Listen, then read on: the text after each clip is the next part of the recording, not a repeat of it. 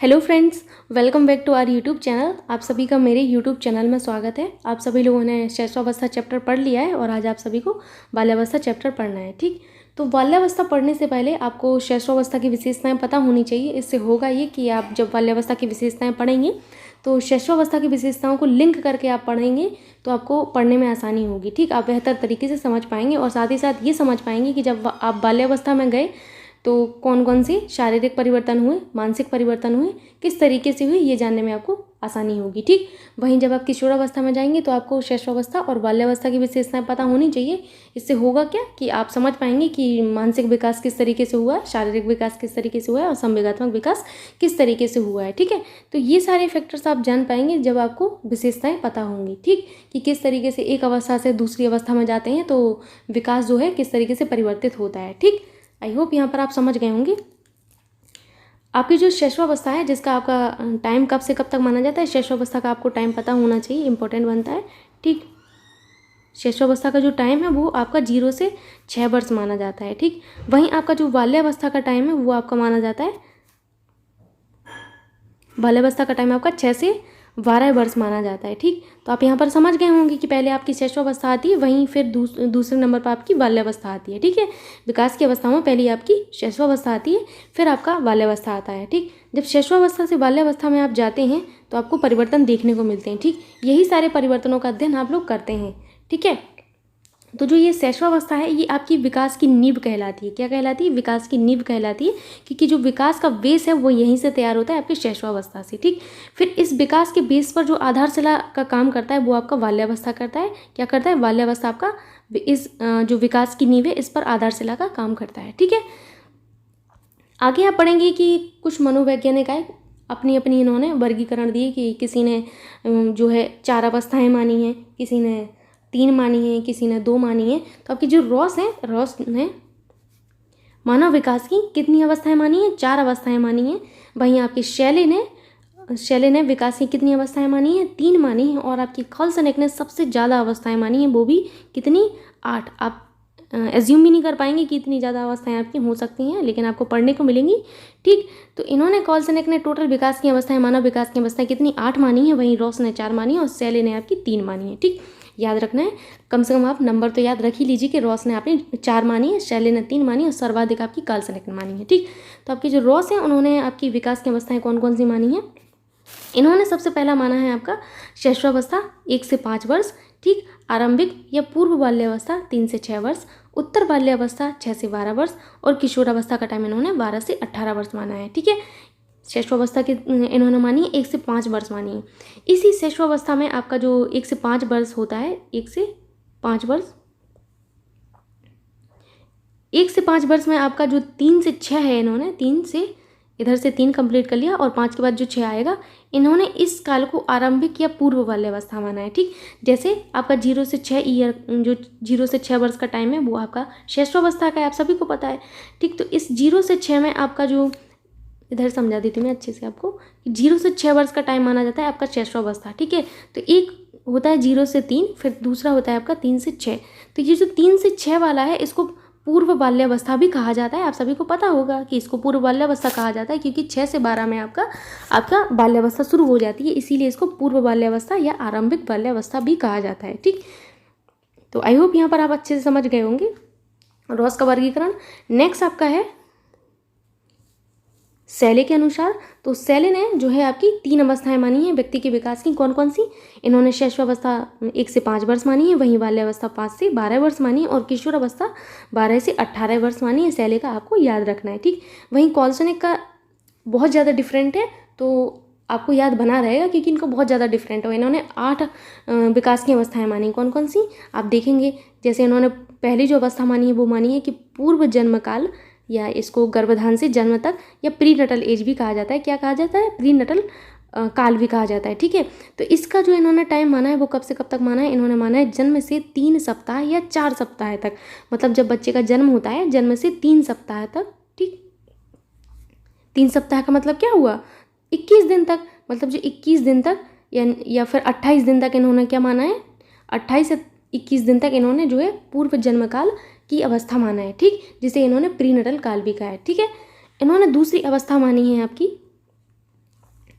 आरंभिक शैशवावस्था, तो आरंभिक शैशवावस्था का इन्होंने टाइम बताया है 1 माह से 15 माह तक बताया है, ठीक है।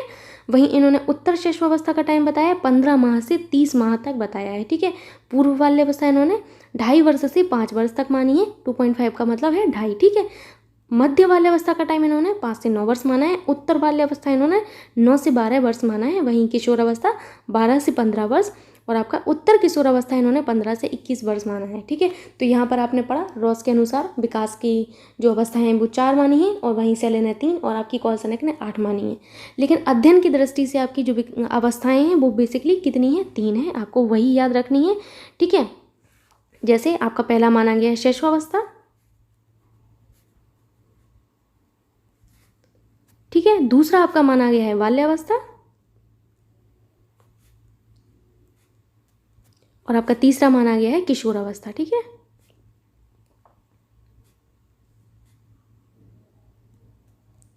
शैशवावस्था का जो टाइम है वो कब से कब तक माना गया है, वो आपका माना गया है 0 से 6 वर्ष तक। वाई का मतलब है ईयर, जहाँ जहाँ मैं वाई लिखूँ आप समझ जाना कि ईयर लिखा है, ठीक है। यहाँ पर बाल्यावस्था का जो टाइम है वो माना गया है आपका 6 से 12 वर्ष, और किशोरावस्था का टाइम माना गया है 12 से 18 वर्ष, ठीक। तो यहाँ पर आप समझ गए होंगे कि अध्ययन की दृष्टि से आपकी 3 ही अवस्थाएं हैं, शैशवावस्था, बाल्यावस्था और किशोरावस्था। शैशवावस्था आप लोग पढ़ चुके हैं, बाल्यावस्था आप लोग पढ़ रहे हैं, और किशोरावस्था अगर आप मेरे साथ बने रहे तो पढ़ेंगे ही, ठीक है।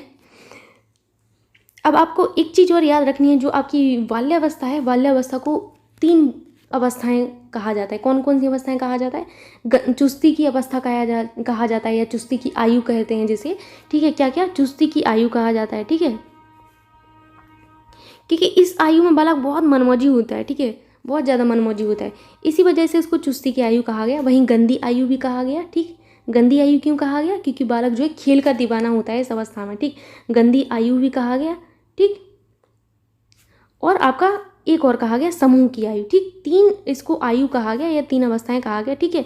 समूह की आयु कहा गया, ठीक।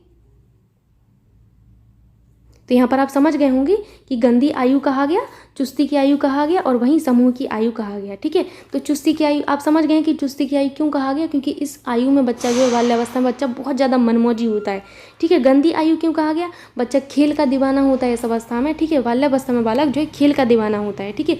खेल का दीवाना होने की वजह से बच्चा जो है अक्सर मतलब गंदा थोड़ा हो जाता है, धूल मिट्टी की वजह से वो गंदा हो जाता है, इसी कारण इसको गंदी आयु कहा गया। तीसरा इसको कहा गया समूह की आयु। समूह की आयु क्यों कहा गया, क्योंकि इस अवस्था में बालक जो है समूह का सदस्य बनने लगता है। शब्दों पर ध्यान देना है, समूह का सदस्य बनने लगता है, ठीक। बनना शुरू होता है, ठीक है। इधर पे बाल्यावस्था में बालक जो है समूह का सदस्य बनना शुरू होता है, ठीक है। वहीं किशोरावस्था में बालक जो है समूह का सक्रिय सदस्य बन जाता है। शब्दों पर ध्यान देना है, अगर आपसे क्वेश्चन पूछा जाए कि किस अवस्था में बालक समूह का सक्रिय सदस्य बन जाता है, तो वो होता है आपका किशोरावस्था।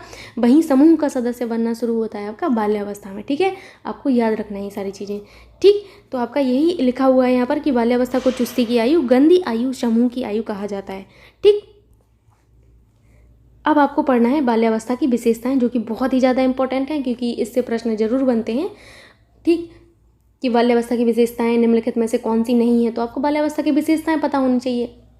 साथ ही साथ एक इम्पॉर्टेंट क्वेश्चन ये भी बनता है कि बाल्यावस्था को कौन कौन सी आयु कहा गया। आप लोग अभी आप पढ़ के आए हैं कि गंदी आयु कहा गया, साथ ही साथ चुस्ती की आयु भी कहा गया। ये इंपॉर्टेंट चीज़ें हैं जो आपको याद रखनी है, ठीक है। ऐसी चीज़ें आपकी जो ऐसे प्रश्न हैं अक्सर परीक्षा में बनते रहते हैं, ठीक है। तो यहाँ पर आपको बाल्यावस्था की विशेषताएं पढ़नी। आपकी पहली विशेषता है कि विकास में स्थिरता और स्थायित्व, ठीक है। जब आप बाल्यावस्था में जाएंगे तो विकास जो होता है वो आपका स्थिर हो जाता है, ठीक। वहीं शैशवावस्था में विकास बहुत तीव्र गति से होता है। शैशवावस्था में विकास कैसा होता है, तीव्र होता है। लेकिन जब आप बाल्यावस्था में प्रवेश करते हैं ना, तो आपका विकास जो है स्थिर होता जाता है। क्यों स्थिर होता जाता है, क्योंकि जो शैशवावस्था है आपकी, शैशवावस्था 0 से 6 वर्ष, इस अवस्था में जो है बालक के अंदर मांसपेशियों की संख्या ज़्यादा होती है। मांसपेशियों की संख्या ज़्यादा होने की वजह से उसका विकास तीव्र होता है। वहीं जब वो बाल्यावस्था में जाता है तो यही जो मांसपेशियाँ हैं वो हड्डियों में परिवर्तित होती रहती हैं, तो हड्डियाँ जो हैं बनना शुरू होती हैं। ठीक, जब वो मांसपेशियाँ कम होंगी, वो हड्डियाँ बनना शुरू होंगी, तो उसकी विकास में थोड़ी सी स्थिरता आ जाती है। ठीक है, उसका शारीरिक विकास मंद हो जाता है, उसका मानसिक विकास मंद हो जाता है। लेकिन लेकिन लेकिन आपका बाल्यावस्था में आपका भाषा विकास तीव्र होता है। क्या? भाषा विकास आपका तीव्र होता है। वहीं आपका शैशवावस्था में शारीरिक विकास मंद हो जाता है, मानसिक विकास भी मंद हो जाता है। विकास में स्थिरता देखने को मिलती है आपकी बाल्यावस्था में। ठीक है, नेक्स्ट आपका पॉइंट है कि आत्मश्रितता। इसका मतलब ये है कि अपने आप पर निर्भरता। ठीक, इस अवस्था में बालक जो है आपका अपने आप पर निर्भर रहता है, क्योंकि वो अपने काम खुद कर लेता है। जैसे स्कूल जाना होता है तो बालक खुद से तैयार हो जाता है, खाना खाना होता है तो खुद से आप खा लेता है, नहाना होता है तो नहा लेता है। ठीक है, बल्कि आपके जो शैशवावस्था है, शैशवावस्था में बालक कैसा होता है? पर निर्भर होता है, पर निर्भरता को शो करता है। क्यों करता है? क्योंकि बालक जो है परिपक्व नहीं रहता है। परिपक्व नहीं रहने की वजह से बालक जो है अपने मम्मी पापा पर निर्भर होता है, अपने घर के जितने भी सदस्य हैं और सदस्य भी रहते हैं घर में, उन पर निर्भर होता है। वहीं बाल्यावस्था में ऐसा नहीं है। बाल्यावस्था में अपने कार्य स्वयं कर लेता है बालक। ठीक है, जो छोटे मोटे काम होते हैं जैसे खाना, नहाना, ठीक, तो ये सारे काम बालक खुद कर लेता है। वहीं आपकी शैशवावस्था में बालक ये सारे काम नहीं कर पाता है, इसीलिए उसको क्या कहते हैं? पर निर्भरता कहते हैं। ठीक है, आई होप यहाँ पर आप समझ गए होंगे। आत्मश्रितता का मतलब ये है कि बालक अपने काम स्वयं से करना यहाँ पर सीख जाता है, बल्कि जबकि आपकी शैशवावस्था में बालक जो है ये सारे काम नहीं कर पाता है, उसको दूसरों की ज़रूरत होती है, इसीलिए वो वहाँ पर निर्भरता को शो करता है। ठीक है, नेक्स्ट आपका है नैतिकता के प्रति समझ।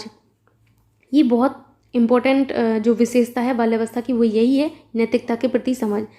आपसे क्वेश्चन पूछा जाता है कि किस अवस्था में बालक के अंदर नैतिकता के प्रति समझ आना शुरू हो जाता है? ऑप्शंस होंगे आपके शैशवावस्था, बाल्यावस्था, किशोरावस्था या फिर प्रौढ़ावस्था। तो आपको पता है कि ये जो है प्रॉपर्टी आपकी विशेषता आपकी बाल्यावस्था की है। ठीक है, इंपॉर्टेंट बनती है।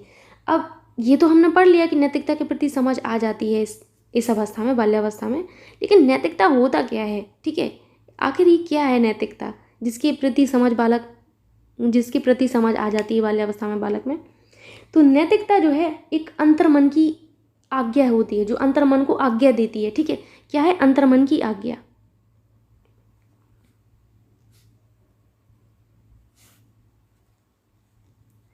अंतर्मन को आज्ञा देना ही क्या कहलाता है? नैतिकता कहलाता है। क्या कहलाता है? नैतिकता कहलाता है। ठीक है, कि आपके अंतर्मन में जो भी है उसको आज्ञा देना। अंतर्मन में मतलब ये है कि आपके अंदर क्या चल रहा है उसको आज्ञा देना, कि हाँ ये करना चाहिए आपको, हाँ ये नहीं करना चाहिए। तो ये आज्ञा देना जो है ये आपका नैतिकता कहलाता है। ठीक है, कि हमें कोई कार्य करना है कि नहीं करना है, हमें ये सारी चीज़ों के लिए प्रेरित कौन करता है? कि ये कार्य हमें करना चाहिए, ये कार्य नहीं करना चाहिए, ये हमें हमारी नैतिकता प्रेरित करती है। साथ ही साथ क्या ऐसा करना सही है, क्या ऐसा करना सही है, क्या ऐसा करना गलत है, ये सारी चीज़ें हमारी नैतिकता डिसाइड करती है। ठीक है, तो आप समझ गए होंगे कि हमारे अंतर्मन को आज्ञा देने का काम नैतिकता का होता है, कि हमारे मन में जो चल रहा है किसी कार्य के प्रति, कि कोई भी एक्शन जो हम लेने जा रहे हैं उसके प्रति जो हमारी अंतर्मन में चलती हैं बातें, उनको आज्ञा देने का काम आपकी नैतिकता करती है। ठीक है, तो नैतिकता के प्रति समझ बालक में कब आती है? बाल्यावस्था में आ जाती है। ठीक है, नेक्स्ट आपका है बहिर्मुखी व्यवहार। बहिर्मुखी व्यवहार का मतलब होता है कि बालक जो है इस अवस्था में जो है बहिर्मुखी व्यवहार को शो करता है। क्यों करता है? कि इस अवस्था में बालक को आप कोई सा भी टॉपिक दे दो, ठीक है, वो बोलना शुरू करता है, बहुत बोलता है। ठीक है, बहुत बोलता है। इस अवस्था को क्या कहा जाता है? बहिर्मुखी व्यवहार कहा जाता है। ठीक, क्योंकि इस अवस्था में बालक क्या बहिर्मुखी व्यवहार को शो करता है, बहुत ज़्यादा बोलता है। ठीक, यहाँ पर आप समझ गए होंगे कि बहुत बोलना है आपके बहिर्मुखी व्यवहार को शो करता है। ठीक है, साथ ही साथ बहिर्मुखी का मतलब होता है कि जो सामाजिक जो क्रियाकलाप है उनसे ऊर्जा प्राप्त करे। ठीक, बालक जो है सामाजिक होता है तब जाके वो चीज़ों को समझ पाता है तो जो है वो बोलना शुरू करता है। यदि बालक सामाजिक नहीं होगा तो वो कैसे बोलेगा? सामाजिक होने का मतलब है कि परिवार के सदस्यों से घुलना मिलना और आपके आस पड़ोस के जितने भी लोग हैं उनसे घुलना मिलना, ये आपका सामाजिक होना कहलाता है। ठीक है, तो आपका बालक जो है सामाजिक होना शुरू होता है आपकी बाल्यावस्था में, जिस कारण से बालक जो है बहुत बोलना शुरू होता है। ठीक, तो ये जो है आपके बहिर्मुखी व्यवहार को शो करता है। ठीक, तो यहाँ पर आप बहिर्मुखी व्यवहार का मतलब समझ गए होंगे। एक होता है आपका अंतर्मुखी व्यवहार। अंतर्मुखी व्यवहार का मतलब होता है कि बालक जो है, अंतर्मुखी जो बालक होते हैं वो थोड़ा सा कम बोलते हैं, शाय टाइप के रहते हैं, शांत रहते हैं, अपने आप को अकेला महसूस करते हैं। वहीं जो बहिर्मुखी व्यक्ति हैं वो एकदम खुश मिजाज टाइप के आपको दिखेंगे, वो हमेशा अपने जो सामाजिक कार्यकलाप होते हैं उन सब में रुचि दिखाते हैं, ठीक, बहुत बोलते हैं ये बहिर्मुखी वाले, ठीक। तो यहाँ पर आप समझ गए होंगे कि बाल्यावस्था में बालक का जो व्यवहार होता है वो बहिर्मुखी होता है, ठीक। ऑप्शन आपको दे दिया जाए कि बाल्यावस्था में बालक का व्यवहार होता है अंतर्मुखी, बहिर्मुखी या फिर उभयमुखी। तो आपको पता होना चाहिए कि बाल्यावस्था में जो व्यवहार होता है वो बहिर्मुखी व्यवहार होता है, ठीक है। इंपॉर्टेंट है, याद रखना है। नेक्स्ट आपका पॉइंट है कि जीवन की वास्तविकता के प्रति झुकाव। तो आप सभी को पता होगा कि शैशवावस्था में जो बालक होता है वो काल्पनिक चीज़ों को ही अपना सत्य मानता है, ठीक। काल्पनिक जो चीज़ें होती हैं उनको सत्य मानता है। वहीं जब बालक बाल्यावस्था में आता है ना तो वो वास्तविक जीवन को जान पाता है, ठीक है। उसको वास्तविक जीवन के प्रति झुकाव होने लगता है, ठीक है। तो यहाँ पर वो वास्तविक चीज़ों को जानता है। वहीं शैशवावस्था में बालक जो है काल्पनिक चीज़ों के प्रति अपना ज्ञान रखता है, ठीक है। अपनी समझ सिर्फ और सिर्फ काल्पनिक चीज़ों तक ही रखता है। वहीं जीवन की वास्तविकता से संबंध आपका बालक बाल्यावस्था में स्थापित करता है, ठीक है। नेक्स्ट आपका पॉइंट है सामूहिकता की भावना। सामूहिकता की भावना ये है कि समूह में रहने की भावना। जो आपकी बाल्यावस्था है, बाल्यावस्था में बालक जो है समूह में रहना सीख जाता है, ठीक है। बाल्यावस्था में ही बालक के अंदर जो है समूह की भावना पनपती है। शुरुआत यहीं से होती है समूह की भावना में रहने की, ठीक है। वहीं आपका किशोर अवस्था में बालक जो है समूह का सक्रिय सदस्य बन जाता है, ठीक। नेक्स्ट आपका है जिज्ञासा की प्रबलता। आपकी बाल्यावस्था में जो है बालक के अंदर जिज्ञासा की प्रबलता आ जाती है। ये बहुत इंपॉर्टेंट पॉइंट है। जिज्ञासा की प्रबलता, सामूहिकता की भावना, बहिर्मुखी व्यवहार और नैतिकता के प्रति समझ, ये 4 जो पॉइंट है ना ये बहुत ज़्यादा इंपॉर्टेंट है। जिज्ञासा की प्रबलता हो जाती है बालक के अंदर बाल्यावस्था में। इसी जिज्ञासा के चलते बालक जो है क्यों, क्या, कैसे, ये सारे प्रश्न करने लगता है। जिज्ञासा का मतलब क्या होता है आप सभी को पता होगा, जानने की इच्छा। क्या होता है? जानने की इच्छा,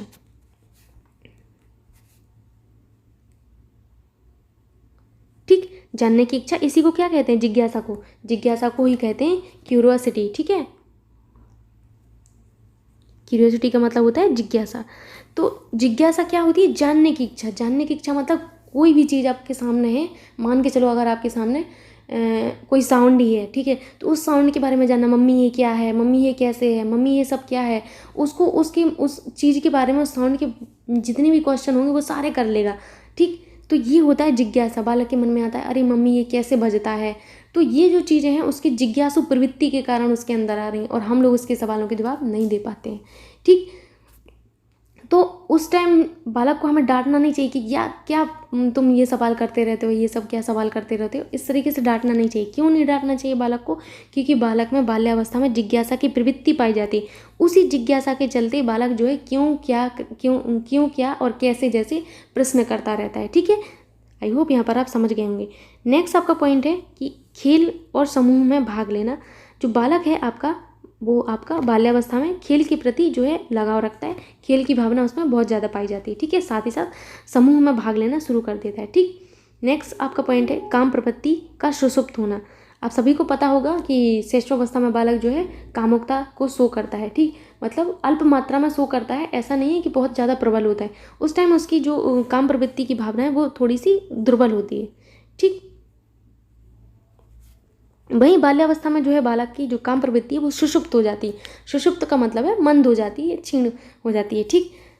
नेक्स्ट आपका पॉइंट है संवेगों के ऊपर नियंत्रण। तो ये तो बहुत अच्छा पॉइंट है, इसको आपको याद रखना है, ये बहुत इंपॉर्टेंट पॉइंट है, ठीक है। जो आपका बालक है शैशवावस्था में संवेगों के प्रति उग्रता दिखाता है, ठीक है। आप सभी को पता है कि बालक में जन्म के समय उत्तेजना जो है, उत्तेजना संवेग पाया जाता है। तो आपका बालक जो है शैशवावस्था में जो है संवेगों के प्रति उग्रता दिखाता है। वहीं जब बालक बाल्यावस्था में प्रवेश करता है ना तो उसके जो संवेग हैं उनमें जो तीव्रता में कमी आ जाती है, ठीक। बालक अपने संवेगों पर नियंत्रण करना सीख जाता है। क्या? नियंत्रण करना सीख जाता है। बहुत ज़्यादा इंपॉर्टेंट पॉइंट है। बालक बाल्यावस्था में अपने संवेगों पर नियंत्रण करना सीख जाता है, ठीक।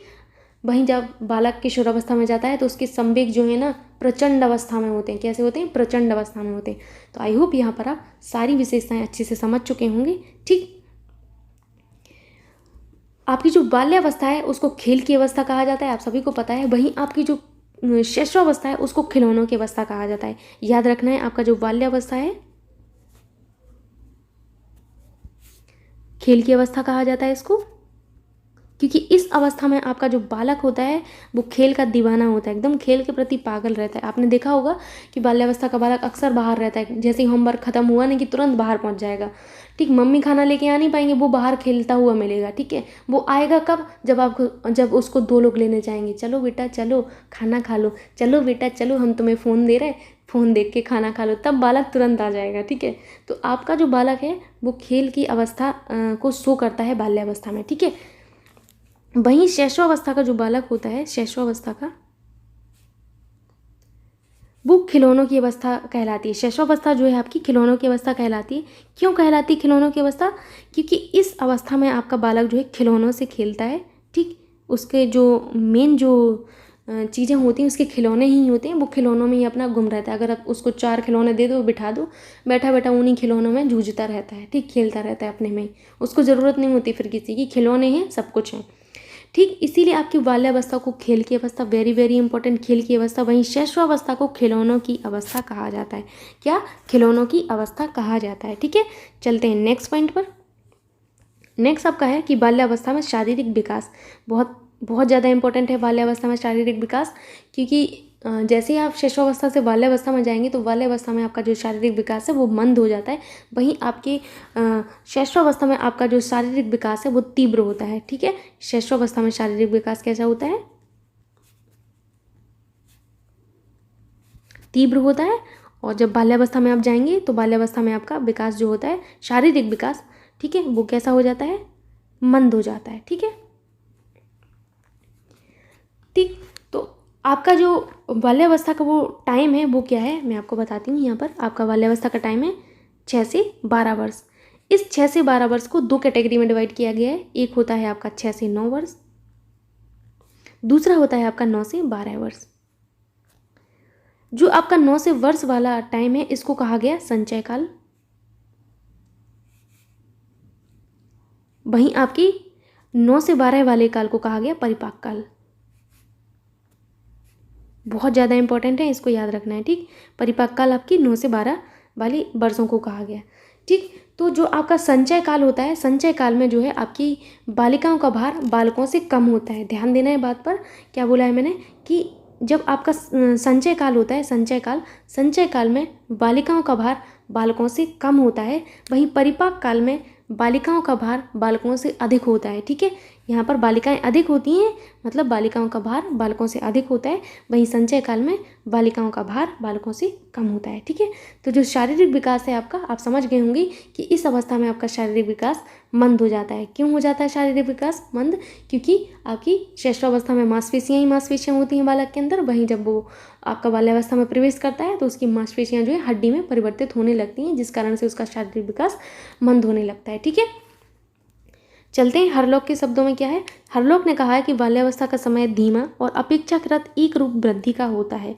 ठीक है, हरलोक ने क्या कहा है कि बाल्यावस्था का समय धीमा और अपेक्षाकृत एक रूप वृद्धि का होता है। ठीक है, आई होप यहाँ पर आप समझ गए होंगे। बाल्यावस्था में शारीरिक विकास मंद होता है। बाल्यावस्था की अवधि 6 से 12 वर्ष है, जिसमें बाल्यावस्था के प्रथम 3 वर्षों, जिसे संचय काल कहते हैं, इसमें विकास तीव्र होता है। तो जो आपका संचय काल है उसमें आपका विकास तीव्र होता है। वहीं परिपाक काल में जो आपका शारीरिक विकास है वो मंद हो जाता है, याद रखना है आपको। ठीक है, वहीं बाद के 3 वर्ष जिसमें आपके 9 से 12 ईयर का टाइम आता है, 9 से 12 ईयर का टाइम आता है। इस टाइम को क्या कहा गया? परिपाक काल कहा गया। इस परिपाक काल में आपका जो शारीरिक विकास है वो मंद हो जाता है। ठीक है, आई होप यहाँ पर आप समझ गए होंगे। इस अवस्था में लड़कियां लड़कों से आगे होती हैं। कब? परिपाक काल में। परिपाक काल में आपकी जो लड़कियां हैं वो लड़कों से आगे होती हैं। ठीक है, नेक्स्ट आपका पॉइंट है कि बाल्यावस्था में हड्डियों की संख्या 350 होती है। जी हाँ, आपके बाल्यावस्था में हड्डियों की संख्या कितनी होती है? 350 होती है। ठीक, वहीं इस अवस्था में जो है बालिकाओं की लंबाई बालकों से ज़्यादा होती है। ठीक है, आपसे पूछा जा सकता है कि किस अवस्था में बालिकाओं की लंबाई बालकों से ज़्यादा होती है। ऑप्शन से आपके शैशवावस्था, बाल्यावस्था, किशोरावस्था या फिर इनमें से कोई नहीं। तो आपको पता होना चाहिए कि बालिकाओं की लंबाई बालकों से आपकी बाल्यावस्था में ज़्यादा होती है। ठीक, अगला आपका पॉइंट है कि बाल्यावस्था में बालकों का भार बालिकाओं से अधिक होता है। वहीं परिपाक काल में बालिकाओं का भार जो है बालकों से अधिक होने लगता है। तो ये चीज़ आप पहले पढ़ चुके हैं कि परिपाक काल में जो है बालिकाओं का भार बालकों से अधिक होता है। और साथ ही साथ जो आपका परिपाक काल है, परिपाक काल में जो है शारीरिक विकास कैसा होता है, मंद होता है। क्या होता है, मंद होता है। वहीं संचय काल में आपका विकास कैसा होता है, शारीरिक विकास कैसा होता है, तीव्र होता है। ठीक है। बाल्यावस्था में हृदय की धड़कन 85 बार पर मिनट होती है। ठीक है, ये याद रखना है, 85 बार पर मिनट होती है। ठीक। बाल्यावस्था में सिर का आकार प्रौढ़ावस्था के सिर का 95% हो जाता है। ठीक। जो बाल्यावस्था में सिर का आकार है, यानी कि मस्तिष्क का जो आकार है, वो प्रौढ़ावस्था के सिर का कितना हो जाता है, 95% हो जाता है। बहुत ज़्यादा इंपॉर्टेंट है, कितना हो जाता है, 95% हो जाता है। एक चीज़ और आपको याद रखनी है कि 6वें वर्ष के अंत तक बालक जो है एक प्रौढ़ व्यक्ति के मस्तिष्क का 90% प्राप्त कर लेता है। ठीक है, फिर से सुनिएगा इस बात को। 6वें वर्ष के अंत में बालक जो है एक प्रौढ़ व्यक्ति के मस्तिष्क का 90% भाग जो है प्राप्त कर लेता है। ठीक है, आई होप यहाँ पर आप समझ गए होंगे। ठीक, चलते हैं नेक्स्ट पर। अगला आपका है मानसिक विकास। बाल्यावस्था में मानसिक विकास किस तरीके से होता है, अब आपको ये पढ़ना है। ठीक है।